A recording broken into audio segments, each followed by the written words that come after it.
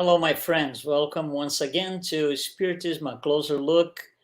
As always, we're here every Wednesday at 7 p.m. Eastern Time, and you are on Kardec Radio. Luiz Lima here, speaking directly from Orlando, Florida. So, greetings from Florida, wherever you are.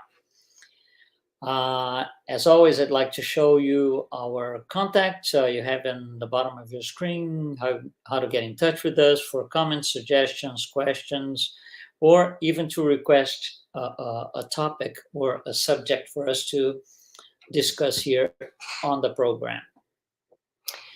We have had several questions and requests, and people touching briefly on the basic books of Spiritism. What are the books and how do they come about? What's the connection between them? For people who know absolutely nothing, they're just starting into, or they're interested in Spiritism, even as curiosity. How do we start? What do we tell these people? So we have had a lot of these things, not only now, this past couple of weeks, but throughout the years as we go along. So tonight, what we are going to do is a quick study. We're going to take a look at the Spiritist Codification. And in order to do this, we need to clarify a few things. What exactly does it mean? What is the Spiritist Codification? Before we can address or say anything about it, we have to understand the word codification because it has different meanings. It has a technical meaning, a different social meaning. In literature, it has a different meaning. So let's try to organize the ideas and come and get to a common ground. To codify in the way that the dictionaries present to us, to codify is to systematize something, to classify something, or in loose words, to organize ideas according to a certain logic. That's codified. So basically, it's organized ideas. For example, if you want to brainstorm about something, a subject, let's say you need to talk about a certain subject. So, you start writing, jotting down on paper, just loose ideas. I like to think about this. This is also interesting. This is always interesting. Not in any particular order, as it comes to mind, which is something that we do a lot. Most of us do.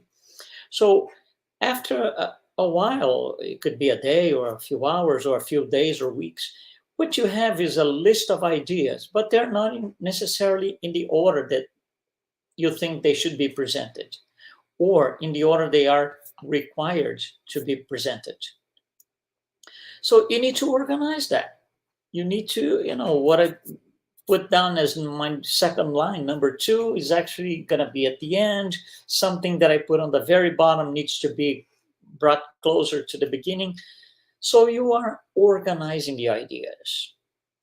So you are organizing according to a certain logic. Which logic? The one you define for your presentation, the one you use to convey your ideas. That's codified. Codification is the act of codifying. Something that was codified is a codification. Spiritist codification means someone got a lot of ideas that came somehow, we're going to get into that, and put into a certain logic and presented to us in a certain order that made sense. So the ideas, they were systematized following a certain logic and criteria. These ideas, this codification is presented to us initially in the form of Q&A, questions and answers. And the reason for that is very interesting. Spiritism, we are going to learn that later on, is a philosophy brings philosophical ideas on how to live your life properly and, get away from suffering, pain, and all of that. That's the main purpose. To moral improvement of humankind is actually the main purpose of Spiritism. So, throughout the years, from I would say maybe 50 or so years after Jesus, things started to be very difficult for Christians at the time because they were being persecuted, they were being killed, and they had to hide. They couldn't say out loud, "I'm a Christian, I follow Jesus." They couldn't do that. Nothing like this. So for almost, I would say, 1700 years, we had to be quiet. We couldn't ask anything. But the questions were always on our minds throughout time. That's throughout time. That there were always a lot of questions on our minds, and we would go to the provider of the truth, the church, and ask these questions. And some of these questions were, I would say, offensive to the church at the time because they just couldn't answer it. So instead of saying, "Can't answer, I don't know, we are researching, we're going to learn together," that never happened. So, it became challenging for the church throughout the years on how to respond to that. So we were hungry for answers. We had a lot of questions and very few answers. That's why when the codification was initially created, it was created in a form of questions and answers. We had all these questions throughout the years. Here are the answers. Who asked these questions and who answered? These questions were asked mostly, the real majority of them, by the codifier. Again, the person physical person, incarnated person, who organized all the ideas that we had questions upon throughout 1700 years or so. And he organized this to put into a certain logic. This is what we call the codifier. His name, Allan Kardec, a French professor, educator, highly evolved spirit, incarnated in 1804, discarnated 1869. So Allan Kardec, the Spiritist codifier, presents the initial questions and answers that will be the driving force of Spiritism, of the Spiritist philosophy. Those answers contains, those questions and answers contain a philosophy. There's a driving force behind everything, which is a philosophy, how to live your life better, productively, be happy, not sad, not, low energy, nothing like this.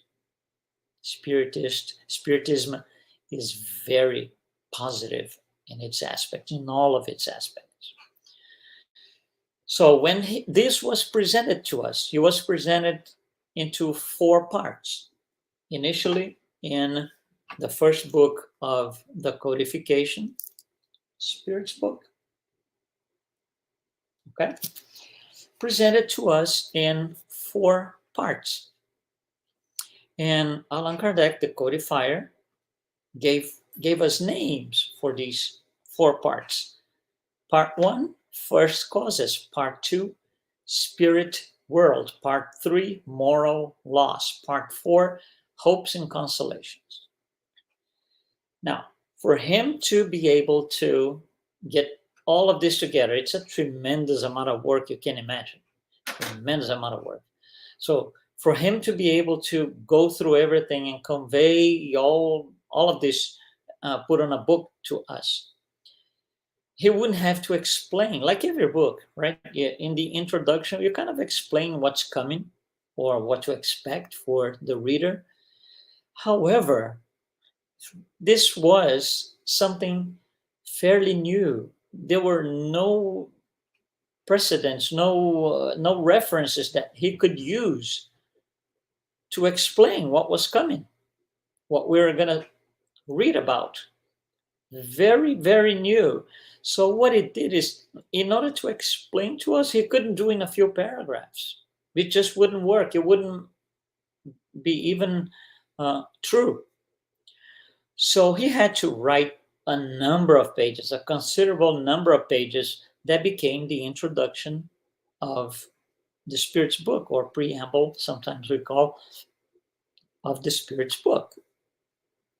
So the Spirit's book actually has 5 books, if you consider the introduction to be another part, which it is. So out of these 5 parts, each one of them is going to get more information that will be added to each part, and they will become books themselves, separate books. So out of the Spirit's book, 5 other books will be generated. So let's just briefly talk about them. Out of the introduction or preamble of the Spirit's book, this is born. What is Spiritism? Well, the reason for this book is we need to understand what was going on, because the Spirit's book came with something fairly new, challenging for the population in general, very challenging for the church. A lot of people wrote back to Allan Kardec, complaining, some saying, I don't understand anything you're saying. Some others, I have a lot of questions because it triggers my mind. Others would say, this is all wrong. That's not what it should be. So he was getting all these letters, in a massive amount of letters, that he would respond himself. He would write this. There's no Google, no computer, nothing like this. So he would write himself back to those who sent the letters. He would have the help of his wife, Amélie Boudet, who would pre-select the letters and put them, pile them according to the subject. These people here are complaining, these have questions, and so on and so on. But there's a limit. You can only do so much. There's a point where he can't do this anymore, one by one. It just doesn't work anymore. So he decided to pile up all these letters and write a book that addresses everything that was being asked or complained about in a book. That's what this addresses. So this book, What is Spiritism, has the intention of explaining, as the name says, explain what Spiritism is and all about what it means. And it brings some, I would say, basic information. It's just, I would say, let's just call it a big summary of what Spiritism is. And that came about, this first book, 1857, Spirit's book. This book comes 2 years after, 1859. And it comes out, once again, out of the preamble of the Spirit's book. The next thing that he's going to write about is, it comes from part 2 in the Spirit's book. Part 2 is the spirit world. The spirit world. And this talks about mediumship, communication from spirits. There are on the other side of life, and us. So all of that explains technically what happens, how things are, classification of mediumship type, classification of mediums, all of that. And this comes about, the medium's book. The medium's book addresses all of those things. The medium's book comes to life in 1861. So 4 years after the initial book on the codification. Out of part 3, another book is born. Part 3, the moral laws, will explain about morality, how we should use that philosophy to be morally correct, to be better morally, to be better people. to do better things for us and for others as well. So this part of the Spirit's book, the moral laws, becomes the gospel according to Spiritism. Isn't that strange? No, not really, because the gospel is the moral law. Jesus came to explain the moral laws to us. In the Spirit's book, there is one question, which is question 625, in which Allan Kardec is going to say, okay, I got the idea. It's a philosophy. Is there such a model, somebody that we can follow, somebody that we can use as a reference? And the answer is yes, Jesus. So Allan Kardec goes to the Bible because in the 1850s or 60s, that's the only place you're going to find information about Jesus. So he goes back to the New Testament and starts studying in depth the life of Jesus, all his teachings in details. And this book is born. This book explains everything about moral laws. So now we have a philosophy that ties into moral laws. Okay? All right. So from part 4 of the Spirit's book, part 4, Hopes and Consolations, another book is born. This one, Heaven and Hell. Heaven and Hell. This book is going to explain, it's a beautiful book. It's a beautiful book. It's going to touch on divine justice, which by itself is already a problem. We've addressed the divine justice here several times throughout the last couple of years. We are going to have more programs about it in depth because it's a long subject, and it's one of the big challenges, I think, for all of us.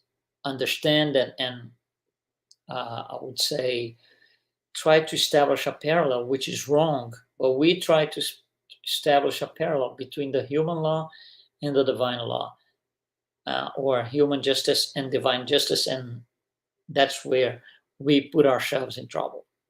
Anyhow, this book, Heaven and Hell, comes to life as an expansion and detail from part 4 of the Spirit's book, Hopes and Consolations. And finally, the final book of what we call the Spiritist Codification comes from part 1 of the Spirit's book. Part 1 is called First Causes. So in this part, he's going to talk about the creation, how things matter, spirit, all of the soul, all of these things. And they are expanded in a new book called Genesis, according to Spiritism. So this book, the Genesis, is going to address basically everything from creation through, how we get to a philosophy, why we need to be better people. So it kind of wraps up, and that was written in 1868, is the last book on the Spiritist Codification. So that wraps up what we call today the Spiritist Codification. So some people do not really consider the book What is Spiritism part of the codification because it's more like an explanation. So it's almost like a personal preference. So we have 5 or 6 books, depends on how you see. And it's a lot, I'll tell you. If you look at the pile of pages here, let me try to show it to you.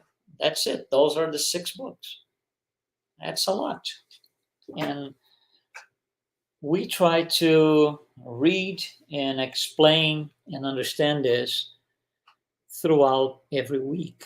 That's what we do in a Spiritist Center. We are here to learn from everything starts right here. After the initial Spiritist Codification, there will be a million books about Spiritism from different authors, spirit authors, incarnated authors, but everything starts right here. And there's something else that I want to say. Allan Kardec did not write only 6 books. He wrote many, many, many more things that we are not really going to get into today because we want to talk about the codification. But he, as of, again, the Spirit's book, first book, came up in 1857, in January 1st, 1858. He opens up a new avenue. It's called Spiritist Review, which is like a monthly magazine, if you will. Well, think about this. First of all, what is the purpose of a magazine? Is to keep people to produce news, if you will, faster than a book does. If you're going to write a book, you're going to write something huge. It's going to take time. It's going to take several months. Then it's going to have to be reviewed and printed, and so it takes time. So let's just say it takes 1 year.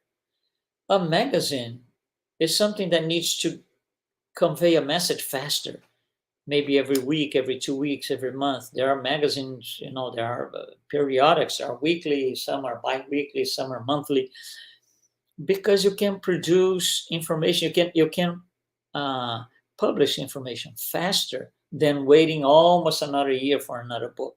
And by the time that book is out, you have more information that didn't make it in time for that edition. So a magazine makes it faster. It's like today in a cyber world, a blog. You just post something, and it goes fast. The news are much faster than, for example, if you want to publish something on your website, then it's going to take a couple of days, a few days. A blog is just like that. So it's more or less the same idea. So Allan Kardec felt the need to publish more information faster, not only once a year or so with the books. So he started the Spiritist Review, which he wrote every month as a monthly periodic, monthly issues, during 12 years until his last day on earth. Never failed. And he wrote this himself. That's not psychographed or anything. He wrote it himself. So a lot of work. So that you have an idea here, any of these books that I showed here, okay, has approximate 500 pages, okay. The collection of Spiritist magazines has 4,600 pages. That alone is more than the entire codification. And Allan Kardec wrote even more things, more periodics and other things. One important thing that I just said, the Spiritist Review was written by him himself. Now, in the Spirit's book, he was the one who mostly proposed the questions. But who was answering that? Who answered all those questions? They were answered by highly evolved spirits through mediumistic sessions or mediumistic meetings. So the questions were presented to the spirits on the meetings. They would approach through the mediums and answer to those questions. And Allan Kardec then got several thousands and thousands and thousands of answers, and he once again codified all of that, systematized, organized according to a certain criteria. And it came out beautifully. It makes a lot of sense the way it was done. It makes a lot of sense. But I wanted to show you something else here. I wanted to show you one other book. But let me tell you a story first. Of course, by now you already understood that the church didn't like Spiritists coming aboard because it was bringing answers that the church couldn't see, couldn't have, and they would simply disagree with all of that. In October 9th of 1861, a group of friends in Allan Kardec is in France. A group of friends in Spain asked him to send a box of books because they wanted to distribute the books in Spain, so Spiritism would make its way in Spain. So Allan Kardec sent about 300 books, and these books didn't make into the country. not because of customs. They didn't have customs as we do today. The customs, if you will, were the priests, the Catholic Church. Remember, Inquisition in Spain is this dark thing, and they didn't want anybody having access to anything they didn't agree with. And of course, they did not agree with anything Spiritist. So when the box came into Spain, the books were all tossed and they were actually burned in a public place in 1861. So no one in Spain got those books. That triggered an idea. Allan Kardec said, instead of trying to send a massive amount of information, why don't I just write a few pages, something very simple, very small, that you can carry in your pocket, and it explains what Spiritism is all about. And then if it fits in your pocket, you can go anywhere with it. You can go to another country, you can travel, you can go from place to place, because it's like a wallet. You carry in your pocket. That's what he did. So he wrote this little book here. Spiritism in its simplest expression. You can see my hand and you can see the size of the book. And the book is very, very, very thin. It has the very basic, the most basic form of Spiritist ideas and concepts explained in very few simple words. So you read this book in maybe a couple hours, read through, but it's a study book. But you can read to get a general idea of what this means. And then, of course, you want to get a little more into it. You can reread with a little more concentration, or you can go to one of the full-size books. Personally, I think this book here is the best shot for those who want to get into Spiritism. Friends, family members, they will come and ask, oh, I know you're Spiritist, you say things that I'm really interested in. I would like to have a little bit of knowledge about this. What book should I read first? My personal answer, this. In very few words, you can place yourself into the Spiritist world. This is for me, this is not for me, I need to learn more, I don't think this is good. That will tell you right off the bat what is your initial, quote, relationship with Spiritism. I think it's a great book, Spiritism in its simplest expression. And for us, Spiritists that have been Spiritists for 20, 25 years, 30 years, whatever it is still a great book. The way things are conveyed, the way the information is passed along is brilliant. Brilliant. It's right on. So, my friends, those are few words I wanted to bring to you tonight about the Spiritist Codification. So, once again, if you have any comments, any questions, just write to us. You have the information down on your screen. And once again, we will be here next Wednesday, 7 p.m. Eastern Time. Thanks and be well.